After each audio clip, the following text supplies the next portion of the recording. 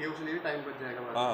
पारस जी, आज एक बार फिर से प्रेस वार्ता कर रहे हैं, आज का मुद्दा क्या है और क्या कहना चाहिए? देखिए, हमारा जो आज का मुद्दा है, हम रिवाजपुर में जो डंपिंग यार्ड बन रहा है, जो कूड़ा घर बना रही है सरकार रिवाजपुर जैसे घनी आबादी वाले क्षेत्र में, उसका हम लोग लगातार 58 दिन से विरोध कर रहे हैं। हमारी जनता, हमारी माताएं बहनें, बुजुर्ग, बच्चे, युवा वहाँ पर लगातार 58 दिन से गर्मी में धूप में परेशान हो रहे हैं, वहाँ बैठे हुए हैं, लेकिन सरकार के कान पर जूं तक नहीं रेंग रही है। अब हम शांतिपूर्वक तरीके से बहुत लंबा समय हो गया हमें करते हुए, और हमें लगातार आश्वासन दिए जा रहे हैं, लगातार बोला जा रहा है कि हम कर रहे हैं, लेकिन कर कोई कुछ नहीं रहा। अब बात यहाँ पर ये आ रही है कि 25 जून को एक रैली निकाली जा रही है, जिसको ये गौरवशाली भारत यात्रा का नाम दे रखा है, जो बीजेपी की जो रैली निकाली जा रही है। तो हम ये कह रहे हैं कि हमारे शहर में, अगर हमारे गाँव में 13वीं मन रही है, तो हम शहर में उत्सव नहीं मनने देंगे बिल्कुल भी। ठीक है, तो हम इस रैली का विरोध करेंगे। 16 गाँव से, हर गांव से आप मान के चल लीजिए 200 300 आदमी इस रैली के अंदर विरोध के लिए जाएगा, और इस रैली को के माध्यम से हम अपना जो विरोध प्रदर्शन है वो हम रखेंगे और अपनी बात वहां पर रखेंगे। यानी कि रैली में जाएंगे जरूर, यानी कि विरोध की तरफ जाएं या पक्ष की तरफ जाएं? नहीं, रैली में जाएंगे जी, हम विरोध करने के लिए जाएंगे, पक्ष की तरफ नहीं जाएंगे। हाँ, लेकिन अगर ये हमारा समाधान कर देते हैं, हमारे यहाँ पर ये ऐसा काम कर देते हैं कि हमारे यहाँ पर भी लड्डू बंटने का और उत्सव मनने के जैसा कुछ माहौल हो जाए कि जो कूड़ा घर का जो आदेश है बनाने का, उसको वापस ले लें, तो हम हो सकता है इसकी रैली के समर्थन में भी जाएं। आपने अभी तस्वीरें भी साझा की थी कि किस तरह से बिन मौसम बारिश के चलते वहाँ पर जो है क्या हालात हो गए थे, कूड़ा जो है कितनी बुरी तरह से फैल गया था। लेकिन अगर पूरी तरह से ये बन जाता है डंपिंग यार्ड, तो इस तरह की बारिशों के मौसम में कितने हालात जो है बद से बदतर होने वाले हैं। देखिए, ये तो है ही, ये तो नस्ल और फसल की लड़ाई है, हमारी जल जंगल और ज़मीन की लड़ाई है। और इस लड़ाई में हम लोग पूरे 16 गांव के जो लोग हैं वो एक साथ मिलकर वहाँ पर लड़ाई कर रहे हैं। सरकार का, हम शांतिपूर्वक तरीके से बात कर रहे हैं सरकार से, और लेकिन जो सरकार है वो, उनको शायद हो सकता है कि उग्र तरीका ही समझ में आता है, उनको शांतिपूर्वक समझ में नहीं आती तो बात। 25 तारीख को किस तरह से जो आपका, देखिए, 25 तारीख को हम लोग ट्रैक्टर ट्रॉलियों से जाएंगे, हम लोग अपनी गाड़ियों से जाएंगे, काले झंडे दिखाएंगे और अपने बैनर और अपनी डिमांड जो है वो वहाँ पर रैली में रखेंगे। रोका गया है या कुछ? उसका जब देखेंगे। हमें तो ये कैंडल मार्च करने भी नहीं जाने देते। हमारे तो कैंडल मार्च जब करते हैं तो उसमें ही ये लोग गांव में इतनी पुलिस फोर्स लगा देते हैं। वैसे देखा जाए तो वहाँ पे अरावली, वहाँ यमुना किनारे से ही पीने का पानी आता है, पूरे शहर में पानी आता है, और वहाँ पर यार्ड बनने से पूरा पानी विषैला हो जाएगा। तो क्या ये विष पिलाना चाहते हैं देश? देखिए जी, ये तो बिल्कुल इनके मन में यही ऐसा लग रहा है कि भाई शायद इनके मन में ये है कि भाई यहाँ के जनता को कैसे मारा जाए, किस तरीके से इस जनता को कैंसर दे दिया जाए। विकास तो देने से रहे, कैंसर देने का जो काम है वो ये सरकार कर रही है। हम इसीलिए बार बार चेता रहे हैं, ये कोई हमारी निजी लड़ाई नहीं है, कोई हमारी निजी ज़मीनों की लड़ाई नहीं है कि कोई मेरी व्यक्तिगत ज़मीन के ऊपर ये कुछ कर रहे हैं।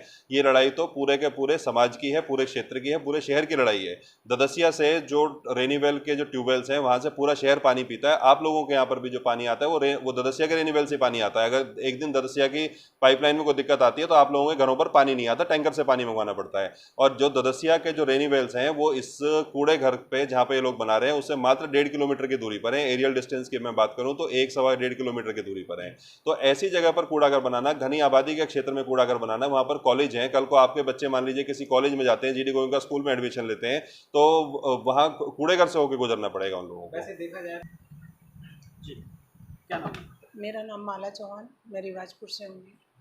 अक्सर महिलाएं घर में ही रहती हैं, चूल्हा चौका देखते हैं, घर परिवार देखती हैं, लेकिन पिछले 58 दिनों से लगभग जो महिलाएं हैं रिवाजपुर की धरना कर रही हैं, प्रदर्शन कर रही हैं और अपनी मांगे कर रही हैं।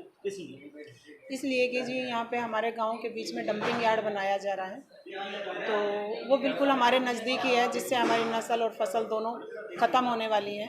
तो उसके विरोध में हमारी महिलाएं वहाँ पे बैठी हुई हैं, महिलाएं, पुरुष, बच्चे सभी बैठे हुए हैं। और ऐसा कुछ नहीं है कि महिलाएं सिर्फ चूल्हा चौका ही करना जानती हैं, वो क्रांतिकारी भी बन सकती हैं, झांसी की रानी भी बन सकती हैं, ऐसा कुछ नहीं है। वोट, जिनको वोट देते चले आ रहे हो, देखिए जी, कहना चाहते हो, और वो ही हम बीजेपी वाले हैं और हमने हमेशा से बीजेपी को समर्थन किया और बीजेपी को ही हमने वोट दिया। जी, हम क्या किस तरह से महिलाएं इकट्ठा पहुंचेंगी, किस तरह से जी अपनी बात हम रखेंगी? जी हम ये कहना चाहते हैं कि हमारी जो डंपिंग यार्ड है, जो उसके विरोध में हम 58 दिन से बैठे हुए हैं, सरकार ने अभी तक हमारी सुनी नहीं है। हम 2 बार मंत्री जी से भी मिले हैं, उन्होंने हमें आश्वासन जरूर दिया है, लेकिन हमारा एक ही कहना है कि 25 तारीख से पहले आके वो यहाँ पे घोषणा कर दें कि यहाँ पे डंपिंग यार्ड नहीं बनेगा। नहीं तो हमारे जो 16 गाँव की जनसंख्या है, 70,000 आदमी, हमें नहीं पता किसका फेस कैसा, वो कोई भी जाके वहाँ पे उसका विरोध कर सकता, हम उसको रोक नहीं पाएंगे। इसलिए वो उससे पहले हमारी एक ही रिक्वेस्ट है, 25 तारीख से पहले आके और यहाँ पे डंपिंग यार्ड हटाने का जो है उसकी घोषणा कर दें मंत्री जी, तो हम लोग कोई विरोध नहीं करेंगे, वरना तो हम किसी को रोक नहीं पाएंगे। सबकी जिम्मेदारी हम नहीं ले सकते। डंपिंग यार्ड बन जाता तो किस तरह से यहाँ पर बच्चों के रिश्तों पर असर पड़ता? यहाँ तो हर चीज़ के असर पड़ेगा जी। बंदवाड़ी वाला हाल यहाँ पे भी हो जाएगा। हम तो सरकार से एक ही बात कहना चाहते हैं कि जो बंदवाड़ी में गंदगी है उसी को रिसाइकल वहीं पे किया जाए, ना कि जगह जगह वो गंदगी फैलाई जाए और वहाँ से उठा के यहाँ डाल दिया जाएगा, जबकि ये तो बिल्कुल ही गाँवों के नज़दीक ही है। हमारे कितने गाँव हैं कि जो बिल्कुल उसके टच में है, आधा किलोमीटर भी दूरी पे नहीं है, बिल्कुल टच उसके साथ गाँव है, BPL कॉलोनी है, ठीक है ना। तो और हमारे जो पैदावार खेती है बिल्कुल साथ में सटी हुई है, तो वो हमारी सबको नष्ट हो जाएगा, सब कुछ नष्ट हो जाएगा। वैसे नष्ट करने का काम सरकार ना करे। जी बिल्कुल, हमारी यही रिक्वेस्ट है कि ऐसा काम ना करें और कहीं इसको दूर ऐसी जगह ले जाएं जहाँ कम से कम 10 किलोमीटर तक कोई आबादी ना हो। ऐसी बहुत जगह है, अगर सरकार ढूंढना चाहे तो मिल जाएगी। आज 58वां दिन है, लेकिन मुझे बड़े दुख के साथ कहना पड़ रहा है कि सरकार, चाहे वो चीफ सेक्रेटरी से बातचीत हो और हमारे जनप्रतिनिधियों में, चाहे वो विधायक जी, राजेश सागर, किसी ने भी अभी तक हमें ये नहीं कहा है कि भाई यहाँ पर हम इसको नहीं बना रहे हैं या इसको हम कहीं और शिफ्ट कर रहे हैं। ऐसा कोई आश्वासन हम लोगों को नहीं दिया है, जिसकी वजह से हमारे माताएं, बहनें, बुजुर्ग सब वहाँ पर भरी गर्मी में। अब 25 तारीख को, 25 जून को हमें पता चला कि 25 जून को एक कोई विशाल रैली बनाकर भेजा, इनको बड़े बड़े पदों पर आसीन करवाया, इनको सत्ताधीश बनाया, लेकिन बदले में हम लोगों को क्या मिला? हम लोगों को सिर्फ और सिर्फ धूप में सड़ने के लिए, धूप में परेशान होने के लिए, और जिसको हम सब लोग लड़ रहे हैं और बड़ी मजबूती से लड़ रहे हैं। और हम आप लोगों के माध्यम से सरकार को चेतावनी देना चाहते हैं कि 25 जून से पहले या तो आप हमारा समाधान कर दीजिए, या तो आप आदेश करेंगे आपके विरोध में, और आप जगह जगह जहाँ पर निमंत्रण देते घूम रहे हो तो वहाँ पर हमारी भी टीमें गांव में जाएंगी और हमारी टीमें भाईचारे का हवाला देते हुए आपकी रैली में हमारे गांव में से कोई लोग नहीं जाएंगे। तो हमारा बस सरकार से यही निवेदन है कि भाई आप हमारी बात सुने और हमारी बात को गौर फरमाएं।